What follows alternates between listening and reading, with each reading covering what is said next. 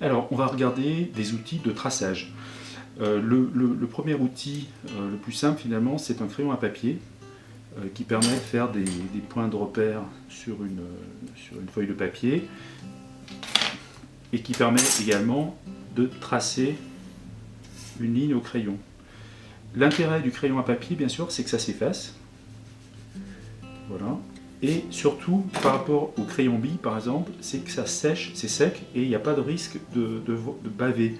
Et notamment quand on va utiliser des colles vinyliques qui ont un solvant, le solvant de la colle vinylique peut réactiver l'encre du crayon bille, par exemple, et conduire à des taches. Donc je vous recommande, lors des traçages, d'utiliser un crayon à papier.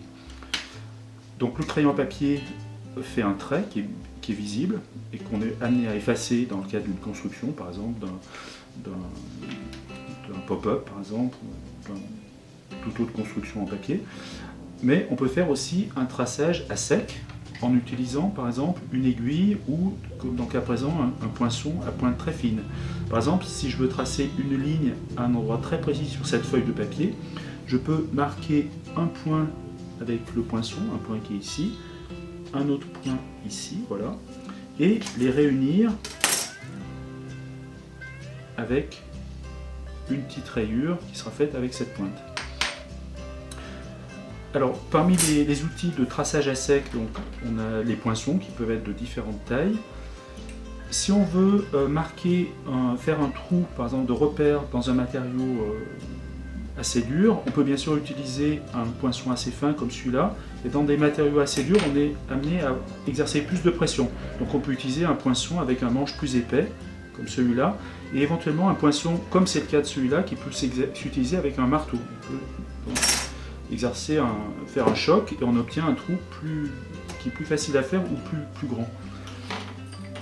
D'autres outils de traçage à sec, ce sont les compas à pointe sèche. Donc ce sont des compas de différentes tailles. Il en existe des plus petits encore que celui-là. Il en existe des encore plus grands que celui-là. Alors le compas à pointe sèche, il a une vis qui est débrayable, voilà, qui permet de faire un réglage rapide jusqu'à la distance qu'on veut. Et puis une vis micrométrique qui permet de faire un réglage très précis. Voilà. Alors le compas, on va l'utiliser notamment quand il s'agit de faire des coupes parallèles ou des tracés parallèles. On vient bloquer une des pointes sur le côté d'une feuille de papier par exemple, on fait une marque et on refait la même chose ici.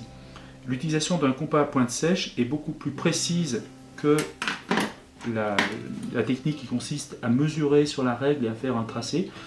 Voilà, comme ça, parce que à chaque fois il y a un risque d'erreur lors du positionnement de la règle et lors du tracé. Alors que le compas à pointe sèche, on le règle une bonne fois pour toutes et à chaque fois la distance est rigoureusement la même. Un autre outil qui est pratique pour faire du traçage, voire même du marquage, c'est le compas. C'est exactement la même chose que le compas à pointe sèche, sauf que la trace qu'on obtient, bon là je vais le faire directement par exemple, c'est une sorte de rayure, voilà, qu'on voit bien avec l'éclairage rasant, et cette rayure peut être soit un point de repère par exemple pour venir coller quelque chose au ras de la rayure, soit cette rayure peut être utilisée comme amorce pour un pli. Voilà. Là je crois que j'ai fait à peu près le tour des éléments, des outils de base et des techniques de base pour faire du traçage. Voilà, maintenant on va examiner des combinaisons de traçage et découpe, de traçage, pliage, d'ailleurs voilà l'outil qui manquait. Alors, quelque chose de très simple, c'est la coupe avec un cutter et une règle. On peut bien sûr couper à main levée. Voilà. C'est assez pratique, notamment quand on a au préalable un tracé par exemple, et on va essayer de le suivre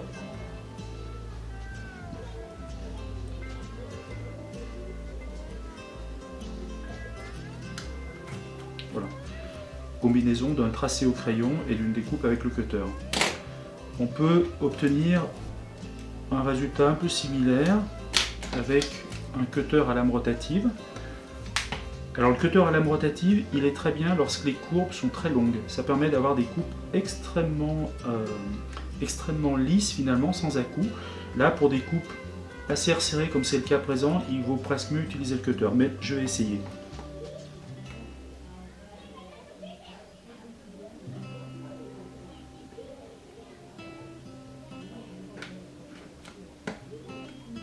Donc là, vous voyez, en une fois, ça n'a pas suffi, parce que ce carton est assez épais. Donc dans le cas présent, il vaudrait mieux utiliser un cutter. Alors là, je vais finir la coupe avec un cutter.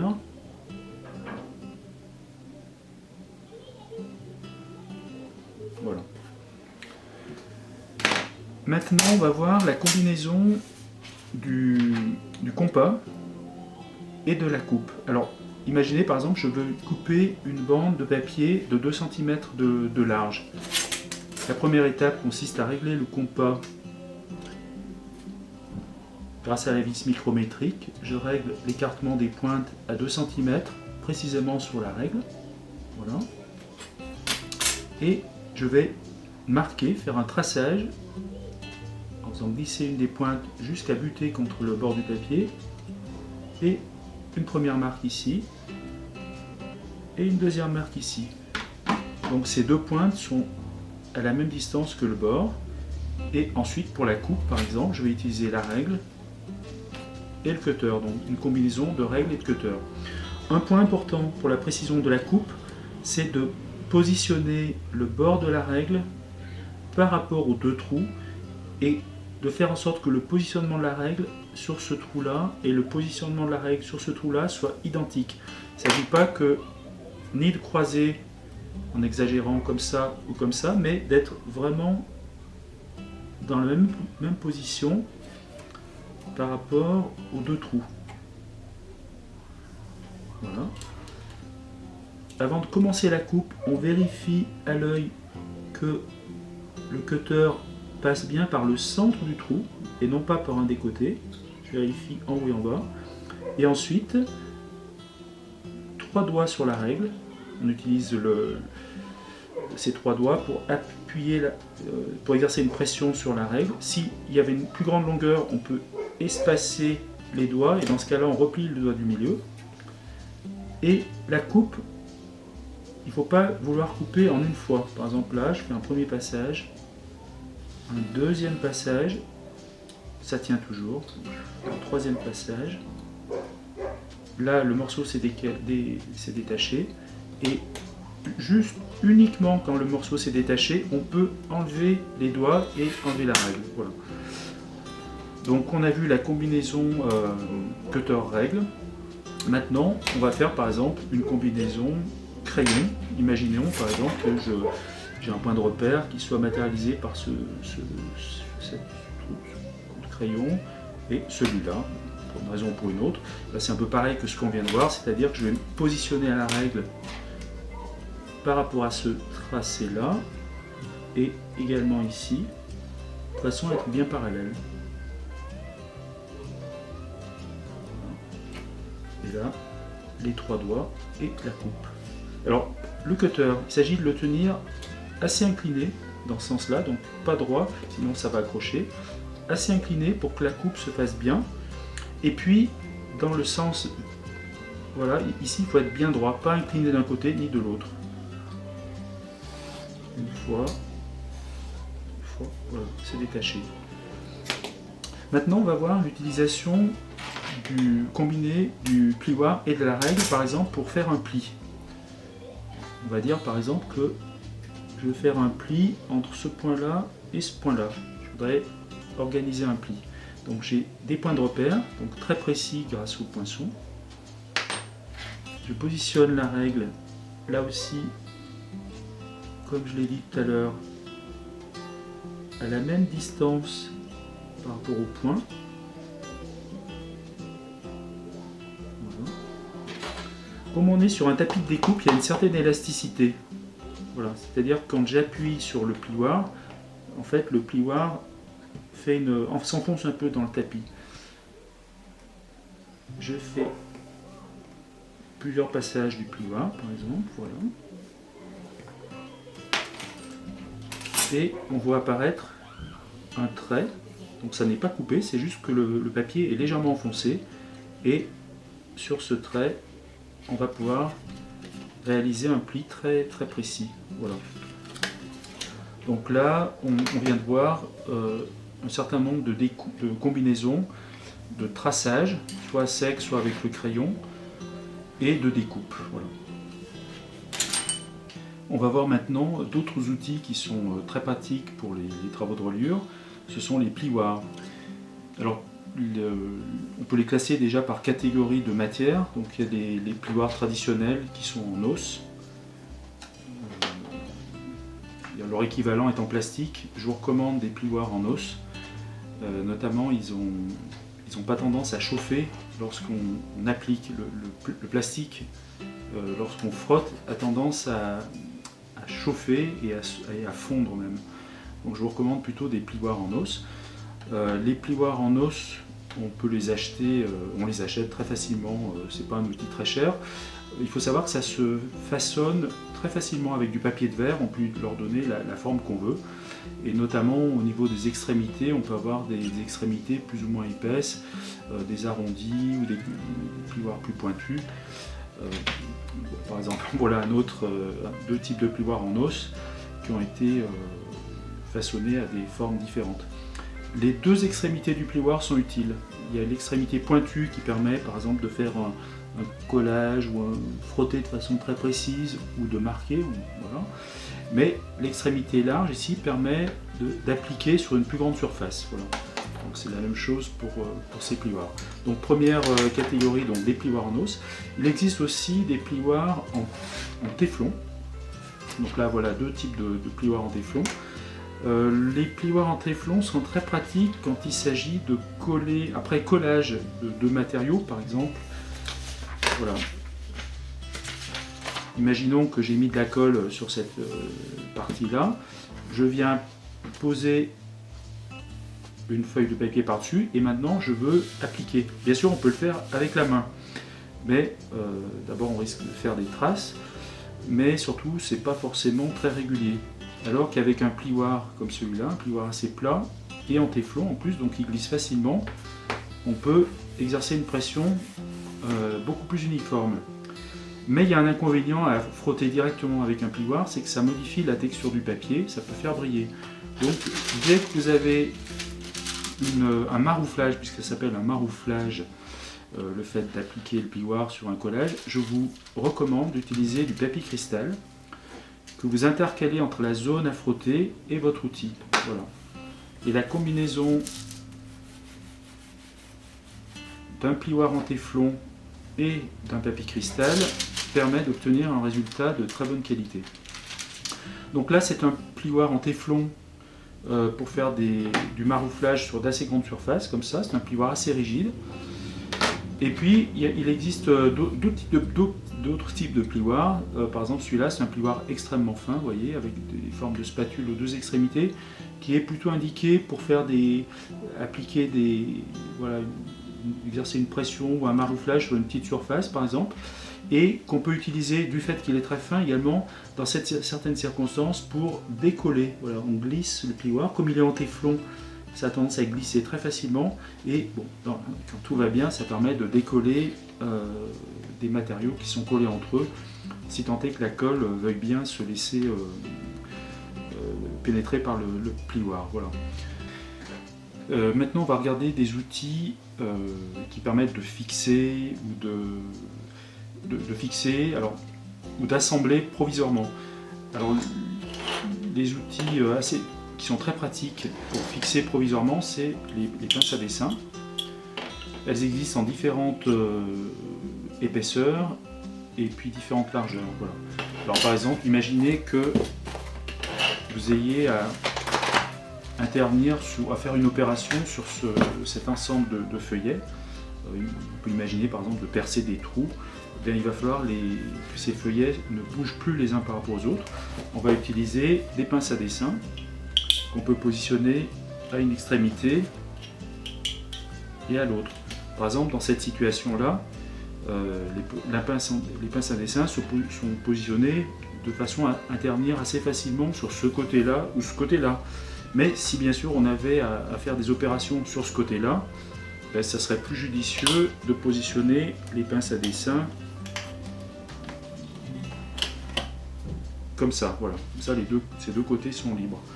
Donc les pinces à dessin permettent de faire un assemblage provisoire. On peut utiliser bien sûr les pinces à dessin après un collage pour exercer une pression jusqu'au séchage complet.